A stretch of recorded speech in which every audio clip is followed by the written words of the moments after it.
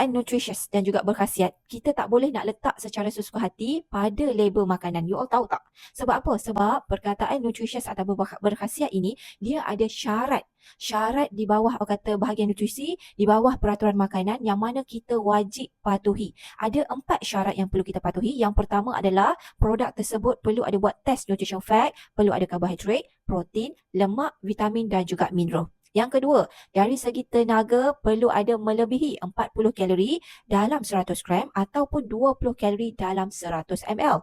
Yang ketiga, kena pastikan produk tersebut adalah sumber protein yang mana sekurang-kurangnya kena ada 5 gram protein dalam 100 gram atau 2.5 gram protein dalam 100 ml.